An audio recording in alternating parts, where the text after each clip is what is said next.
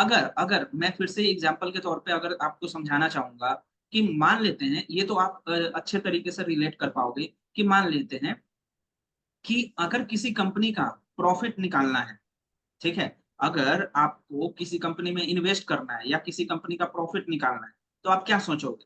मतलब अगर अगर नॉर्मल स्टॉक मार्केट के टर्म में समझो कि आपको किसी कंपनी में इन्वेस्ट करना है, तो आप क्या देखोगे कि आप ईयर वाइज आप क्या देखोगे? प्रॉफिट देखो ना उसका, सेल्स।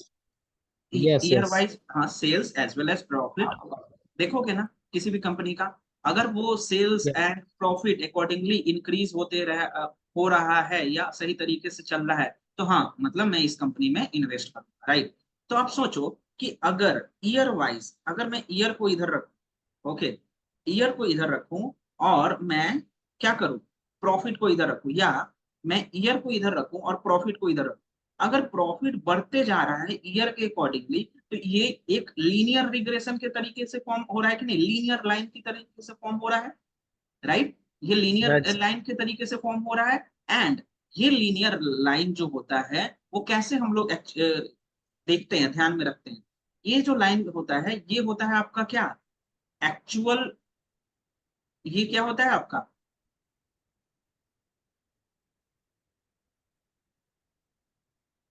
ये ग्राफ ये दिखाई देता है ना सर आपको?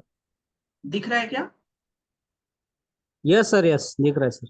ओके, ओके, तो देखिए, ये जो लाइन है, दो दो लाइन के हम लोग तरीके को समझते हैं, कि जो आपका डॉटेड वाला लाइन है, ये वाला जो डॉटेड वाला लाइन है, उसको हम लोग क्या बोलेंगे? हम्म। बेसिकली ओरिजिनल, जो आपका ओरिजिनल डेटा पॉइंट, ठीक है।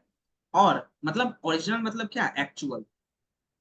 और जो ये लाइन, ये वाला जो दिखता है, उसको हम लोग क्या बोलते हैं? प्रिडिक्टेड। तो मैंने क्या बताया था कि इन प्रेडिक्टेड। दोनों के बीच के डिफरेंस को हम लोग क्या बोलते हैं? एरर। समझ में आया? इन दोनों के बीच के डिफरेंस को हम लोग क्या बोलते हैं? एरर बोलते हैं। तो यही चीज मैं आपको समझाने की कोशिश कर रहा हूँ। अगर मैं फिर से एक और एग्जांपल लूं, फिर से, तो देखिए, अगर मैं एग्जांपल को मैं समाज में अगर रखूंगा, तो मैंने बोला कि देखिए, मैंने एक्स एक्सिस में रखा, ईयर को मान लेते, ईयर रख दिया, यहाँ पे R&D रखा हुआ है, research and development. Research and development ज्यादा हुआ तो प्रॉफिट ज्यादा हुआ। आप सोच लो, कंपनी में ये भी चीज होता है ना, रिसर्च एंड डेवलपमेंट ज्यादा हो यस सर। गया है तो प्रॉफिट भी ज्यादा हुआ। अगर रिसर्च एंड डेवलपमेंट ज्यादा हो गया, प्रॉफिट कम हो गया, तो हम लोग नहीं फॉलो अप करेंगे ना। तो ये राइट वाला सर। जो आपका था वो एक्चुअल पॉइंट्स था, राइट। और ये वाला जो लाइन आपको दिख रहा है वो प्रिडिक्टेड वाला है। तो ये जो लाइन है, ये पॉइंट के बीच में जितना कम डिस्टेंस होगा उतना हमारे मॉडल के लिए अच्छा होगा, ठीक है। तो हम लोगों ने क्या देखा था, पहले भी मैंने आपको एक्सप्लेन किया था, कि जब भी आप आगे मशीन लर्निंग पढ़ोगे, तो आपको क्या करना होगा? बेसिकली आपको दो टर्मिनोलॉजी आपको ध्यान रखना होगा, क्या? Independent variable and dependent variable. जैसे ही मैंने आपको डेटा साइंस पढ़ाया था उसके अकॉर्डिंगली अगर मैं आपको बताऊं, तो क्या यस देखना सर। होगा आपको? डिपेंडेंट और इंडिपेंडेंट। डिपेंडेंट मतलब क्या, कि आपका जो वेरिएबल है वो किस किस पे डिपेंड कर रहा है, राइट। मैंने बोला था कि मैंने लिखा यहाँ पे एज और हाइट, ठीक है, और मैंने लिख दिया यहाँ पे फैट और नॉट फैट, ठीक है। तो एज अगर इतना है, हाइट अगर इतना है, तो नॉट फैट।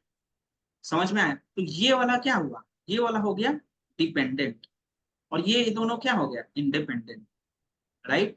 समझ में आया? तो ये जो problem, not right. Fat, fat, ये जो मैं कंसीडर कर रहा हूँ, इसको हम लोग बोलते हैं क्लासिफिकेशन प्रॉब्लम, राइट। अब हम लोग रिग्रेशन का बात कर रहे हैं, तो हम लोग कैसे लेंगे? हम लोग लेंगे हाइट, हम लोगों ने लिया वेट। तो मैंने बोला कि हाइट बढ़ेगा तो वेट बढ़ेगा, ऐसे मैं बोल रहा हूँ। मतलब मैंने लिखा कि हाइट 5.5 है, ठीक है, तो वेट मान लेते हैं 70 kg है।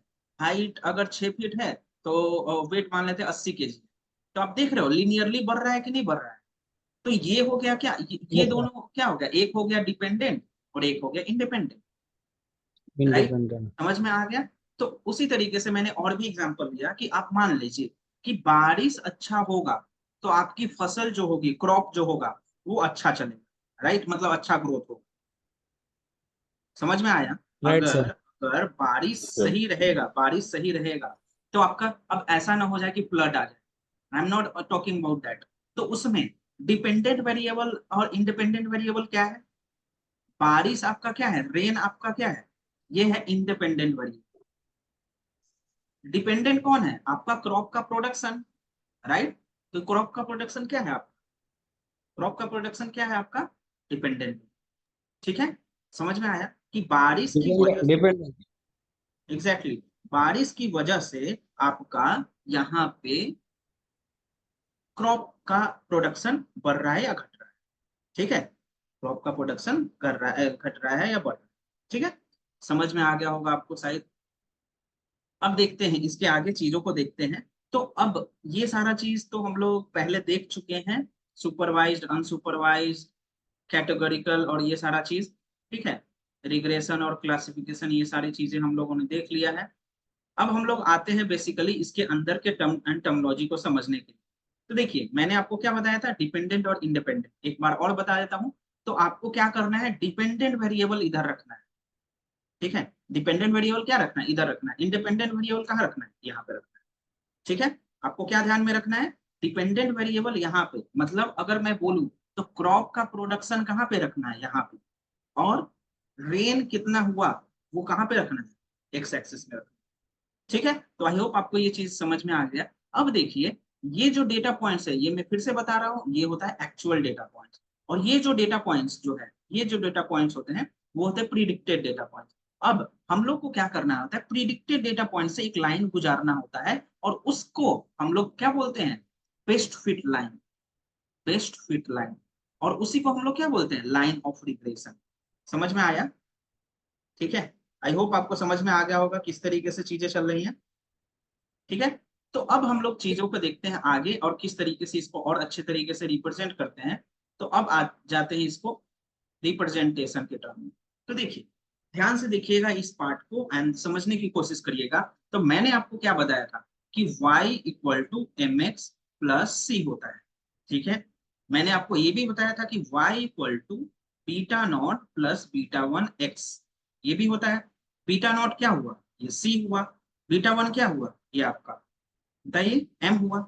समझ में आया? तो इस दोनों को टर्मोलॉजी को हम लोग एक साथ रख लेते हैं ना, राइट? अब हम लोग क्या करेंगे बेसिकली इसमें चीजों को देखते हुए, इनका फॉर्मुलेशन देखेंगे कैसे ये निकलता है। ठीक है, तो मैं अगर एक पॉइंट के लिए निकालू, अगर एक पॉइंट के लिए निकालू, ये पॉइंट है और ये लाइन, तो ये क्या हो गया, एरर हो गया। ये पॉइंट है और ये लाइन, तो ये भी एरर हो गया। ये पॉइंट है, ये लाइन, मतलब ये दोनों पॉइंट है और ये लाइन है, तो ये भी एरर हो गया। तो इसका एक और एडवांसमेंट आ जाता है कि हर एक पॉइंट के लिए, हर एक पॉइंट के लिए कुछ ना कुछ एरर है ना, आप मानते हो ना? हर एक पॉइंट के लिए कुछ ना कुछ एरर होगा, राइट? अब उस एरर को हम यस। लोग क्या बोलते हैं, ईटा वन, इसको बोलते हैं ईटा। और एप्सिलॉन बोल सकते हैं, एप्सिलॉन। ठीक है, इसको एप्सिलॉन उल्टा ही बोल देना, एप्स। तो देखिए अगर मैं किसी एक पॉइंट का निकालू, मैं एक पॉइंट का निकालू, देख ले ये सारा वेरिएबल आप देख लीजिएगा। देखिए मैं किसी एक पॉइंट का निकाल रहा हूं, तो मैंने क्या करा, ये वाला है एक्स एक्सिस, ये वाला है वाई एक्सिस। ठीक है, अब मैंने क्या बोला कि ये वाला जो पॉइंट है ये है आपका एक्चुअल, और ये वाला जो पॉइंट है ये है आपका प्रिडिक्टेड। एक्चुअल को आप ऑब्जर्व भी बोलते हो और इसको प्रिडिक्टेड बोलते हो। ठीक है, अब देखिएगा ध्यान से, इन इस पॉइंट से इस पॉइंट की डिस्टेंस को हम लोगों ने क्या बोला, एप्सिलॉन आई। मतलब क्या, एरर। मैंने क्या बोला, इसको एरर बोला। समझ में आया? इस पॉइंट से इस पॉइंट के बीच में।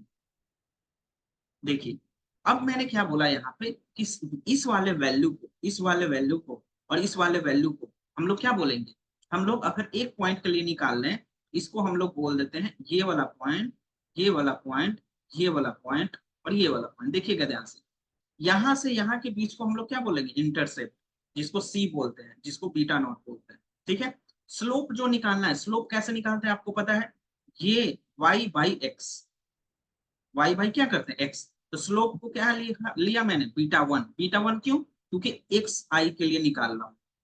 ठीक है, तो आपका स्लोप क्या हो जाएगा, एक्स आई। समझ में आया? तो आप टर्मोलॉजी को समझिए कि वाई आई क्या हुआ, beta naught plus beta one x one plus epsilon. अब इसी को अगर मैं दूसरे पॉइंट के लिए निकालूं, तो आपको मैं आगे बता दे रहा हूं कि अगर मैं ये वाला जो पॉइंट दिख रहा है आपको, ये वाला जो पॉइंट दिख रहा है, अगर मैं इसके लिए निकालू, इस वाले के लिए, इस वाले के लिए, तो फिर क्या होगा, y i equal to beta naught plus beta 2 x2 plus epsilon 2। मैं इस पॉइंट के लिए निकालू, इस पॉइंट के लिए, ठीक है। तो उसी तरीके से होगा y i equal to beta naught plus beta 3 x3 plus epsilon 3। समझ में आया? तो ये पॉइंट आपका इस तरीके से ये लाइन बना। अब जो सबसे कम एरर देगा, अगर मैं इन इन सभी को ऐड करूं, एरर को ऐड करूं, जो सबसे कम एरर देगा उसको हम लोग को क्या करना है, उसी को हम लोग को बेस्ट फिट लाइन करना है। मैंने बोला कि ये वाला लाइन सबसे कम एरर दे रहा है, तो इसको सेलेक्ट करना है, ऐसे ऐसे ऐसे ऐसे ऐसे वाले लाइन में।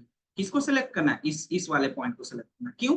क्योंकि ये जो प्रिडिक्टेड पॉइंट है और जो एक्चुअल पॉइंट है, इन दोनों के बीच में सबसे कम एरर। ठीक है, तो आपको यही कंसीडर करना होगा। तो देखिए इस तरीके से आपकी चीजें बनती हैं। तो आपको मैंने सिंपल लीनियर रिग्रेशन बताया कि एक एक इंडिपेंडेंट वेरिएबल और एक डिपेंडेंट वेरिएबल। अब अगर एक डिपेंडेंट वेरिएबल है एंड मल्टीपल इंडिपेंडेंट वेरिएबल है, तो हम लोग क्या करेंगे? मल्टीपल लीनियर रिग्रेशन यूज करेंगे। क्या यूज करेंगे? Multiple linear regression. ठीक है, जैसे मैंने बोला कि आप अगर मुंबई में या यहाँ पे दिल्ली में या बैंगलोर में अगर आप देखने जाओगे, क्या रूम वगैरह देखने जाओगे, राइट, तो आप क्या देखोगे कि हाँ भाई कितने बीएचके का है, सोसाइटी में है कि नहीं है, ठीक है, वहां पे फुल्ली फर्निश्ड है या फर्निश्ड है, मतलब हाफ फर्निश्ड है, ठीक है। आप देखोगे कि भाई वो फैमिली के लिए है कि बैचलर के लिए, ठीक है। अब ये सारा चीज, और उसके बाद वो बिल्डिंग जो कितने फ्लोर का है, 2 फ्लोर का, 4 फ्लोर का, 10 फ्लोर का, फ्लोर देख ली। उसके बाद आपने प्राइसिंग देखा। तो आप सोचो कि ये वाला जो प्राइस है ये क्या है आपका? डिपेंडेंट, ठीक है। और ये वाले सारे क्या है आप? इंडिपेंडेंट। समझ में हाँ, आया? सबसे इम्पोर्टेंट पॉइंट सर वाटर, पानी आता है कि नहीं उसमें, हाँ, वो पानी वाला डिपेंडेंट रहेगा सर। पानी पानी आता है कि नहीं आता है? नहीं, पानी आता है कि नहीं आता है, स्टार्टिंग में तो सब लोग बोलते हैं कि हाँ भाई पानी आ रहा है, पानी आ रहा है, ठीक है। पर बाद हाँ में राइट पता सर, चलता वही वही बात बोला सर कि मेन डिपेंडेंट चीज वही है सर अपने। है। ठीक है सर।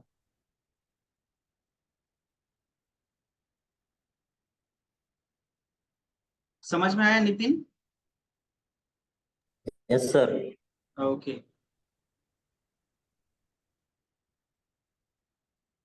अब देखिए इन सभी चीजों में हम लोग को क्या समझना है, फिर से देख लीजिए एक बार, कि अगर सिंपल लीनियर रिग्रेशन है तो देखिए y equal to m x plus c, और अगर मल्टीपल लीनियर रिग्रेशन है तो देखिए m1 x1, m2 x2, m3 x3, m3, इस तरीके से बहुत सारे। बट आपको ये c जो है, इंटरसेप्ट जो है, वो आपको एक ही कोएफिशिएंट जो है वो आपने एक, ठीक है। समझ में आया? Yes sir. चलिए, अब हम लोग इसमें देखेंगे कि किस तरीके से और भी चीजों को निकालते हैं। तो अब देखिए ये एक पॉइंट होता है जो आपने मे बी 9th 10th में पढ़ा होगा, कि अगर अगर मैं पहाड़ पर, माउंटेन पे नीचे से ऊपर जा रहा हूं और मैं पहाड़ से ऊपर से नीचे आ रहा हूं, तो किस तरफ ज्यादा फोर्स लग रहा है? लाइक फोर्स जो हो रहा है वो पॉजिटिव लग रहा है पहाड़ चढ़ने के टाइम में, या निगेटिव लग रहा है पहाड़ चढ़ने के टाइम, राइट? ये किस तरीके से लग रहा है चीज? तो मैं इसको समझाने के लिए आपको बताऊंगा कि देखिए अगर आप पहाड़ चढ़ रहे हो, ठीक है, तो पहाड़ चढ़ रहे हो तो आप सोच के बताओ कि आपका जो लाइन होगा वो किस तरीके से जाएगा? इस तरीके से जाएगा ना? सोच के देखो। तो अगर आपका एक्स एक्सिस और वाई एक्सिस, एक्स एक्सिस के बढ़ने से वाई एक्सिस भी बढ़ रहा है, तो उसको बोलेंगे पॉजिटिव लाइन ऑफ रिग्रेशन, ठीक है। एक्स एक्सिस के बढ़ने से वाई एक्सिस भी बढ़ रहा है, तो उसको क्या बोलेंगे? पॉजिटिव लाइन ऑफ रिग्रेशन, ठीक है। और एक्स एक्सिस के बढ़ने से वाई एक्सिस घट रहा है, तो उसको क्या बोलेंगे? निगेटिव लाइन ऑफ रिग्रेशन, ठीक है। तो ये कैसे होगा? y equal to m x plus c, ये हो गया आपका पॉजिटिव, और y equal to m x minus c, ये हो गया क्या आपका निगेटिव, ठीक है। समझ में आया? Yes, तो sir. आपको मैंने क्या बताया, ये same y equal to m x plus c. और अगर m का वैल्यू आपको निकालना है एक पॉइंट के लिए, तो आपने क्या निकाला, अगर आपको m का वैल्यू एक पॉइंट के लिए निकालना है तो आप y बाई एक्स लिख दो। बट आपको अगर 2 पॉइंट के लिए निकालना है तो आप क्या लिखते हो, सब याद करो मैथ में, y2 minus y one by x2 minus x1 लिखते थे, याद है मैथ्स में नॉर्मल। जैसे ये x1 पॉइंट है, ये x2 पॉइंट है, ये y1 पॉइंट है, ये y2 पॉइंट है, 2 पॉइंट के लिए हम लोग निकाल रहे हैं स्लोप का वैल्यू m। m क्या होता है, tan थीटा, ठीक है। अब tan थीटा क्या होता है, परपेंडिकुलर बाई, याद है ना भाई, परपेंडिकुलर बाई बेस। अब परपेंडिकुलर क्या है आपका, यस सर। ये वाला, और ये क्या है y2 minus y one by base क्या है x2 माइनस x। समझ में आया। तो इनटू में। इस तरीके से आप चीजों को निकाल रहे हो, इस तरीके से चीजों को देख रहे हो, ठीक है। आई होप सो आपको समझ में आ रहा होगा। ये मैं पूरा थ्योरेटिकली आपको चीजें बता रहा हूँ कि कैसे आप समझोगे, ठीक है। कल मैं इस पे एक आपको मॉडल बना के दिखाऊंगा कि कैसे मॉडल बनता है, ठीक है। आज आप इस तरीके से चीजों को समझ लो, ठीक है। अब देखिए, अगर मैं आपको और अच्छे तरीके से समझाऊं, अगर आपको मैनुअली बनाना पड़े, तो देखिए कैसे बनता है। ये भाई कोई भी नहीं बताएगा आपको, रीजन देखिए। तो जैसे आपके पास एक्स है, आपके पास वाई है, एक 1 पे 2 है, 2 पे 4 है, 3 पे 4 है, 4 पे 4, इस तरीके से, ठीक है। अब आपने क्या करा, इसको यहाँ पे प्लॉट कर दिया, बचपन में करते थे नहीं ग्राफ प्लॉटिंग। तो एक अगर है तो यहाँ पे वैल्यू कितना है, 2 है, 2 है तो 4 है, 3 है तो 5 है, 4 है तो 4 है, 5 है तो 5 है। ऐसा आपने डिनोट कर दिया। कैसे आप best fit line, regression line निकालोगे वो मैं बता रहा हूँ। अब आपको क्या करना है, इसका मीन ले लेना है, इंडिपेंडेंट वेरिएबल का भी मीन और डिपेंडेंट वेरिएबल का भी, इंडिपेंडेंट वेरिएबल का भी मीन और डिपेंडेंट वेरिएबल का भी मीन। तो इसका मीन हो गया 3, इसका मीन हो गया 4। अब आपको क्या करना है, देखिए, अब आपको x वाला जो मीन आया है, x वाला जो मीन आया ये, इससे एक पूरा वर्टिकल लाइन ड्रॉ करना है। y वाला जो मीन आया उससे हॉरिजॉन्टल लाइन ड्रॉ करना है। ये आपने कर दिया ड्रॉ। अब उसके बाद आपको क्या करना है, देखिए, उसके बाद आपको इससे पास होते हुए एक सेंटर लाइन ड्रॉ करना है। तो ये सेंटर पॉइंट क्या होगा, 3,4, क्योंकि ये मीन यहाँ पे 3 पे क्रॉस कर रहा है और ये 4 को इस तरीके से क्रॉस कर रहा है, तो 3,4 यहाँ पे हो गया, राइट। तो इसको क्या बोलेंगे हम लोग, सेंटर बोलेंगे, ठीक है। अब ये जो लाइन जो बन रहा है यही होता है आपका क्या, बेस्ट फिट लाइन, और इसका जो इंटरसेप्ट है वो यहाँ से पास होता है। गाइस समझ में आया ना कैसे निकला ये, अंडरस्टूड।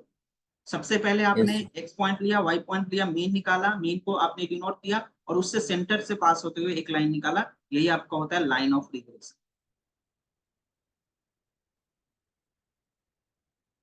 क्या होता है आपका, लाइन ऑफ रिग्रेशन होता है, yes, line of prediction. Now progression. ठीक है। आपको इस तरीके से चीजों को समझना पड़ेगा। अब देखिए, अब आपको क्या करना है, दो चीजों का ध्यान रखना है आपको, actual point and predicted point, actual point and predicted point. अब उसका इक्वेशन क्या होता है, y equal to m x plus c, इसका भी होता है y equal to m x plus c. बस यही ये क्या होता है, ये होता है x एक्चुअल, y एक्चुअल, ये क्या होता है y प्रिडिक्टेड और x प्रिडिक्टेड, राइट। अब मेरे पास जो पॉइंट था उसमें बस चीजों को ध्यान रखना है कैसे क्या निकलना है। तो यहाँ पे देखिए y equal to m x plus c. अब देखिए m का वैल्यू यहाँ पे 0.6 दिया हुआ है, c का वैल्यू 2.2 दिया हुआ है, ठीक है।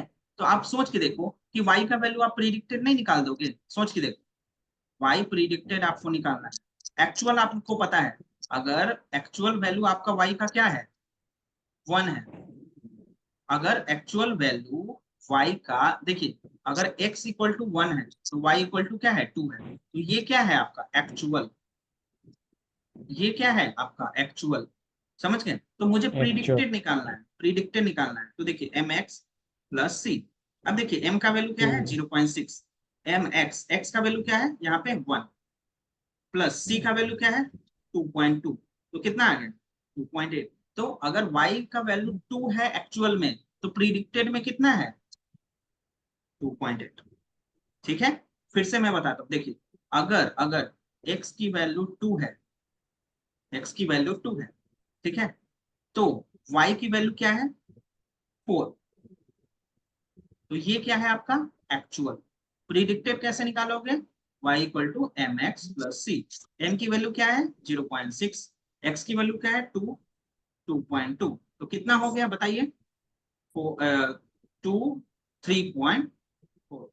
तो अगर y इक्वल टू 4 है एक्चुअल, तो प्रिडिक्टेड कितना हुआ 3.4। उसी तरीके से आपने सारे पॉइंट्स को निकाला। आपने क्या किया, सारे पॉइंट्स को, सर ये एरर का भी फार्मूला रहेगा क्या इसमें? क्या क्या, एरर का फार्मूला आपने बोला था ना, एक्चुअल हाँ हाँ, वैल्यू एरर और error predicted error value. Error का फॉर्मूला रहेगा, एरर का फॉर्मूला अभी मैं आगे बताऊंगा, एरर का फॉर्मूला रहेगा। ठीक है, ओके तो ओके। देखिए देखिए आपको क्या निकालना है, देखिए x निकल गया, y निकल गया, y प्रिडिक्टेड निकल गया। अब आपको क्या करना है, y माइनस वाई प्रिडिक्टेड, ये हो गया, y माइनस वाई प्रिडिक्टेड का स्क्वायर, ये हो गया। अब आपको एरर का फॉर्मूला आएगा, तो आपको क्या मिला यहाँ पे, y माइनस वाई प्रिडिक्टेड। तो y माइनस वाई प्रिडिक्टेड को क्या बोलते हैं हम लोग, एरर बोलते हैं ना, एरर, बोलते हैं ना, राइट सर। एग्जैक्टली। और उसी को हम लोगों ने क्या किया, स्क्वायर करके सम कर दिया। तो इसको क्या बोलेंगे, sum of squared error, sum of squared error. यही होता है आपका एरर का बेसिकली फॉर्मूला। ठीक है, देखिए कुछ इस तरीके से होता है, ये तो मैंने आपको बता दिया बेसिकली। अब आपका कुछ इस तरीके से फॉर्मूला बनता है, देखिए। तो आपका एरर क्या होता है, एरर आपका y माइनस वाई प्रिडिक्टेड, ठीक है, एक्चुअल माइनस प्रिडिक्टेड। अब इसमें जो होता है, आपको ये पैरामीटर ध्यान रखना होता है, मीन स्क्वायर्ड एरर। आपको क्या ध्यान रखना आता है, mean square error. Mean square error मतलब क्या, अभी जो निकालना है आपने, y actual minus y predicted का square divided by n, summation i equal to 1 से n। समझ में आया, इसको क्या बोलेंगे, मीन स्क्वायर।